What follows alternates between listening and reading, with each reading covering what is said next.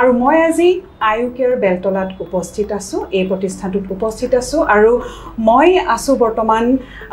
যিগৰাকী ব্যক্তি তেখেত হৈছে আমাৰ অতিকে শ্ৰদ্ধাৰ তেখেত এগৰাকী আয়ুৰ্বেদিক বিশেষজ্ঞ চিকিৎসক ডক্টৰ জয়ন্ত শৰ্মা ছাৰ আৰু তেখেত assistant professor Panchakarma and consultant physician Ayucare গতিকে ছাৰে ইতিমধ্যে আয়ুৰ্বেদিক চিকিৎসাৰ জৰিয়তে বিভিন্নজনক বিভিন্ন প্ৰকাৰেৰে সুস্থ কৰিবলৈ ছাৰে সক্ষম হৈছে ছাৰৰ ওচৰলৈ অসম তথা উত্তৰ পূৰ্বাঞ্চল বা ভাৰতৰ বিভিন্ন ঠাইৰ বিভিন্ন লোক আহিছে আৰু ছাৰৰ পৰা চিকিৎসা লৈছে তেওঁলোকে ইয়াৰ পৰা উপকৃত হৈছে গতিকে ছাৰৰ সৈতে বিভিন্ন কথা পাতিম বিভিন্ন বিষয়ত ছাৰ পোনতে আপোনাক আমি নমস্কাৰ জনাইছো আৰু স্বাগতম জনাইছো ছাৰ গতিকে আজি বিভিন্ন বিষয়ৰ দিশলৈ যোৱাৰ আগতে আমি কথা পাতিব বিচাৰিছো আপোনাৰ সৈতে অশ্বগন্ধা বিষয়ত আৰু অশ্বগন্ধানো কি বৰ্তমান সময়ত বিভিন্নজনৰ মুখে মুখে বা বহুতে ইয়াৰ লাভালাভ লৈছে বা ইয়াৰ উপকাৰিতাও লাভ কৰিছে গতিকে ছাৰ পুনতে আমি অশ্বগন্ধাৰ উপকাৰিতানো কি বা এই দিশত যোৱাৰ আগতে কওকচোন অশ্বগন্ধানো কি কেতিয়াৰ পৰা আয়ুৰ্বেদ শাস্ত্ৰত ই কেনে ধৰণে কাম কৰি আছে হয় সকলো মানুহে এনেকুৱা মানুহ নাই যোনে অশ্বগন্ধা ব্যৱহাৰ কৰা নাই বিশেষকৈ আপুনি যদি চাই যেতিয়া কোভিড আহিলে কোভিডৰ পিছৰ পৰা সকলো মানুহে জনা হ'ল অশ্বগন্ধাৰ বিষয়ে অকল ভাৰতবৰ্ষতে নহয় ভাৰতৰ পৰা বাহিৰতো 100% মানে ইয়াৰ ব্যৱহাৰ বাঢ়ি গ'ল ভাৰতৰ বাহিৰৰ মানুহে ইয়াক খুব ব্যৱহাৰ কৰিব লাগিলে ইয়াৰ এটা খুব দৰকাৰী কাম সেই সময়ত প্ৰমাণিত হৈছিলে ই এন্টি ইনফ্লেমেটৰি হিচাপে কাম কৰে যেনেকৈ কোভিড হোৱাৰ পিছত দেখা যায় লাংছত যিটো ইনফ্লেমেশ্যন হয় ই ইনফ্লেমেশ্যন কমোৱাৰ ক্ষেত্ৰত অশ্বগন্ধাই বহুত ভাল কাম কৰিছিলে গতিকে তেতিয়া মানুহবিলাকে কি কৰিলে সকলো মানুহে অশ্বগন্ধা ব্যৱহাৰ কৰিব ল'লে এতিয়া এই অশ্বগন্ধা আচলতে অশ্বগন্ধানো কি ইয়াৰ সাইন্টিফিক নেম হৈছে উইথেনিয়া somnifera আৰু ইয়াক এইকাৰণে অশ্বগন্ধা বুলি কৈছে তাৰ যোনটো গোন্ধ তাক শুনি চালে অলপ ঘোঁৰাৰ দৰে গোন্ধায় অশ্বগন্ধা মানে সেইকাৰণে তাৰ নামটো হৈছে অশ্বগন্ধা আৰু দ্বিতীয় কথাটো হৈছে কি ইয়াৰ ব্যৱহাৰে মানে ঊৰ্জাবান আৰু ফুৰ্তি মানুহক এনেকৈ ঘোঁৰাবিলাক চাবচোন সদায় খুব মানে ঊৰ্জা আৰু খুব ফুৰ্তিত থাকে গতিকে মানুহৰ মনটো তেনেকুৱা কৰি ৰাখে গতিকে এই দুটা কথা মিলাই পেলাই ইয়াক কোৱা হৈছে অশ্বগন্ধা আমাৰ আয়ুৰ্বেদৰ বিভিন্ন সংহিতাত ইয়াৰ বিষয়ে বৰ্ণনা আছে তাৰ ভিতৰত ভাৱ প্ৰকাশ নিগন্ধ বুলি এখন গ্ৰন্থ আছে তাত মই চাইছো অশ্বগন্ধাক তাতে লিখিছে বাত আৰু কফ শামক বুলি কৈছে আমাৰ আয়ুৰ্বেদত বাত পিত্ত কফ মেইনলি সকলো দিজৰ কাৰণ বুলি কৈছে তাৰপিছত অশ্বগন্ধাক কৈছে বাত আৰু কফ শমন কৰিব পাৰে বুলি কৈছে এতিয়া অশ্বগন্ধাই ধৰি লওক মেইনলি যদি আমি চাবলৈ যাওঁ তাৰ ভিতৰত কেনেকুৱা ধৰণৰ কামত ব্যৱহাৰ কৰা যায় প্ৰথমে ইয়াৰ ব্যৱহাৰটো হৈছে ষ্ট্ৰেছ বা এংজাইটি মেনেজমেণ্ট আজিকালিতো ছাৰ হেতু মেইন মানে মুখ্য এটা অসুবিধা বুলি ক'ব পাৰি এটা বিভিন্ন কাৰণত মানুহৰ জব লৈ মানুহৰ পাৰিবাৰিক সমস্যা লৈ ল'ৰা ছোৱালী পঢ়া শুনা লৈ ভাবিছে কিবা ল'ৰা ছোৱালী হোৱা নাই এনেকুৱা কথা লৈ পেলাই মানুহৰ কি হৈছে সদায় এটা এংজাইটি আৰু ষ্ট্ৰেছ লেভেল খুব বাঢ়ে এতিয়া আমি যদি সাইন্টিফিক ৱে বস্তুটো চাওঁ এই অশ্বগন্ধাই ষ্ট্ৰেছ বা এংজাইটিত কেনেকৈ কাম কৰে আমাৰ ব্ৰেইনত হিট শ্বক প্ৰটিন আৰু কৈছে আমাৰ টাৰ্মিনেল প্ৰটিন কাইনেজ কিজন মিডিয়েটৰ আছে আৰু আছে হাইপোথেলেমিক পিটুটেৰি এক্সিছ এই বস্তুবিলাকক এই মিডিয়েটৰবিলাকক কি কৰে অশ্বগন্ধাই যদি অশ্বগন্ধাই এটা ভাল ড'জ 600 পৰা 1200 মিলিগ্ৰাম ড'জত এইটো এটা ৰিচাৰ্চৰ ডাটাৰ পৰা মই কৈছোঁ যদি 60 পৰা 90 ডেজ যদি ব্যৱহাৰ কৰিছে তেতিয়াহ'লে দেখা গৈছে যে সি ব্ৰেইনৰ এই ষ্ট্ৰেছ ফেক্টৰবিলাকক ৰেগুলেট কৰাত সি যথেষ্ট পৰিমাণে সহায় কৰে আৰু এনেদৰে কি হয় মানুহৰ যিটো এংজাইটি বা ষ্ট্ৰেছ লেভেলটো কমি আহে মানে একেৰাহে ছাৰ 90 ডেজ যদি ব্যৱহাৰ কৰে তেতিয়াহ'লে এই যিখিনি মিডিয়েটৰ মই ক'লো নহয় সেইখিনি সি কণ্ট্ৰল কৰাত সি সহায় কৰে আৰু মানুহৰ যদি এংজাইটি আৰু ষ্ট্ৰেছ যদি মানুহৰ কমি গ'ল চাওকচোন জীৱন কিমান সুন্দৰ হৈ যাব সেইটো এটা কথা তাৰপিছত আৰু এটা হৈছে কি ষ্ট্ৰেছৰ লগে লগে অশ্বগন্ধাৰ পৰা যোনটো এথলেটিক পাৱাৰ এইটো ৰিচাৰ্চ গৱেষণাৰ পৰাই এইটো কোৱা হৈছে যে এথলেটিক পাৱাৰটো ইনক্ৰিজ কৰে মানে খেলুৱৈ সকলে ল'ব পাৰে এতিয়া আপুনি সুধিব পাৰে যে কেনেকৈ সি এথলেটিক পাৱাৰটো ইনক্ৰিজ কৰিব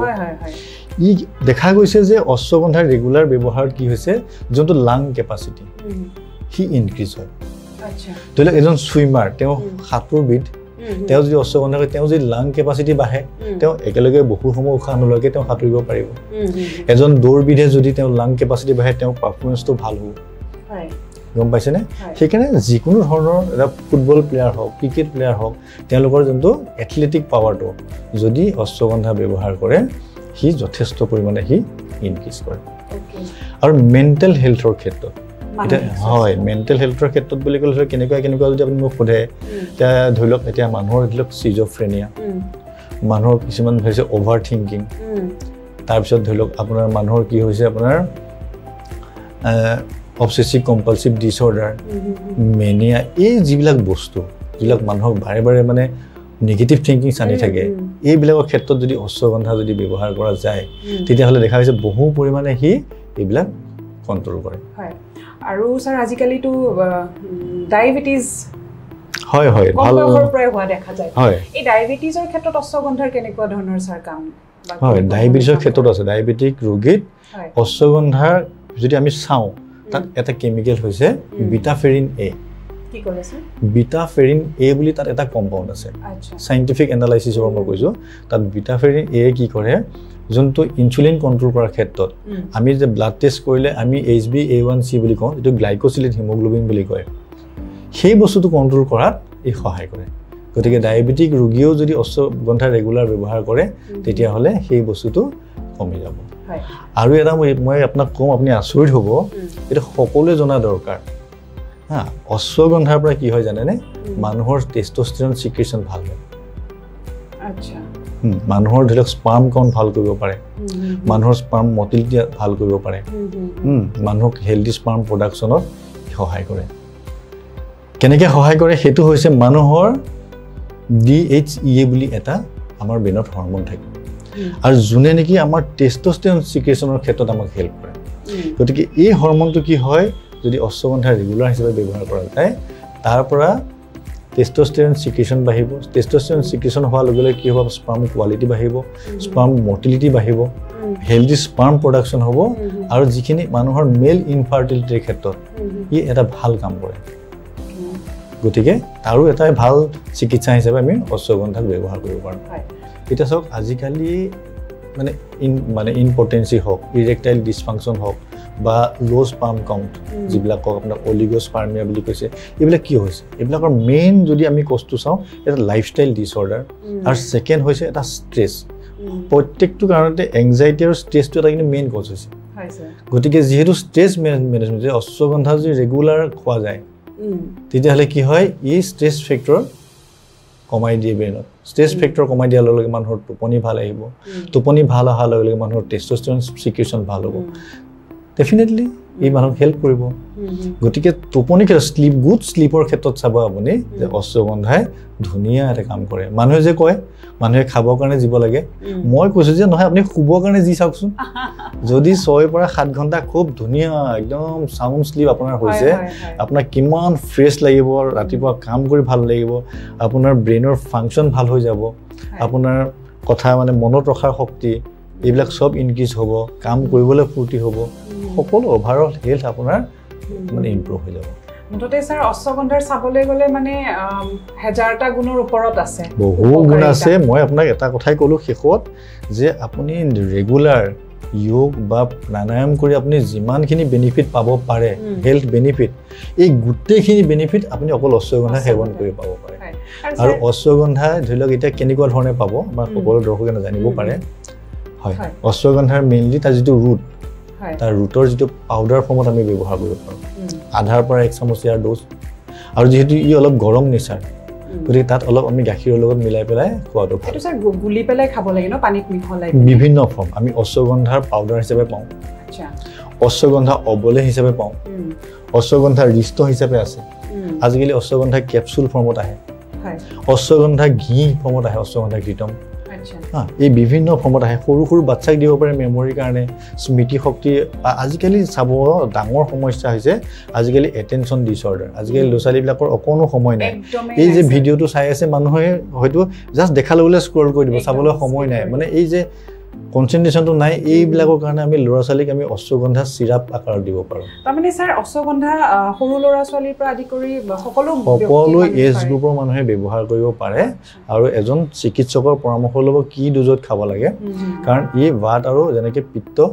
ই যেনেকৈ বাত আৰু কফ সমন কৰে ই অকণমান উষ্ণ নেচাৰ গতিকে কাৰ ক্ষেত্ৰত কি অনুপান দি কেনেকৈ কৰিব লাগিব এজন চিকিৎসকক আপোনালোকে পৰামৰ্শ কৰি ল'ব আৰু ইয়াৰ মানে সাংঘাতিক এটা মেজিক মানে অশ্বগন্ধা যদি কয় আপোনাৰ বডিত ইমান সুন্দৰ ৰিজাল্ট দিব পাৰে মানুহ মানে আপোনাৰ যদি ষ্ট্ৰেছ এংজাইটি নোহোৱা হ'ল আপোনাৰ ফেমিলি ৰিলেশ্যন ভাল হ'ল আপোনাৰ মিছেছৰ লগত আপোনাৰ যদি কিবা এটা ক'লে খং নুঠে আপোনাৰ ঘৰখন কিমান সুন্দৰ হৈ পৰিব সম্পৰ্কৰ ক্ষেত্ৰতো কাম কৰিব একদম ধুনীয়া হ'ব ৰিলেশ্যন গতিকে দৰ্শকসকল অশ্বগন্ধা সন্দৰ্ভত আপোনালোকে যিখিনি জানে বা যিয়ে নাজানিছিল ইমান ডিটেইলত গতিকে ছাৰ ইমান সুন্দৰকৈ কৈ দিলে গতিকে যিয়ে এতিয়ালৈকে অশ্বগন্ধা সেৱন কৰা নাই বা লোৱা নাই অশ্বগন্ধা কি সোৱাদ লোৱা নাই তাৰ উপকাৰিতাৰ বিষয়ে জনা নাছিল আপোনালোকে গ্ৰহণ কৰি চাওকচোন ছাৰে কোৱাৰ দৰে যদি অশ্বগন্ধাই আমাৰ জীৱনৰ পৰা ষ্ট্ৰেছ এংজাইটি আমাৰ সম্পৰ্কবিলাক ভাল কৰিব পাৰে এই ষ্ট্ৰেছ এংজাইটি দূৰ কৰিব পাৰে তেতিয়াহ'লে আমিনো কিয় ব্যৱহাৰ নকৰোঁ গতিকে ছাৰ আৰু কিবা ক'ব নেকি ছাৰ এই সন্দৰ্ভত নাই মই নিজেও এইটো ব্যৱহাৰ কৰি থাকোঁ সদায় মই ইয়াৰ মানে সেইকাৰণে মই ইমান কনফিডেন্স ক'ব পাৰিছোঁ গতিকে বহুত ভাল লাগিল ছাৰ আপোনাক আজি আমি ইমান ওচৰৰ পৰা পাই এই কথাখিনি ইমান সুন্দৰকৈ জানিলোঁ দৰ্শকসকলে উপকৃত হ'ল বুলি আশা কৰিছোঁ আৰু পুনৰ আমি এনেকুৱা ধৰণৰ আৰু বিভিন্ন বিষয়ত কথা পাতিম আপোনালোকৰ সন্মুখত ছাৰৰ সৈতে গতিকে এতিয়া এই মুহূৰ্তত ছাৰ আৰু মই বিদায় লৈছোঁ নমস্কাৰ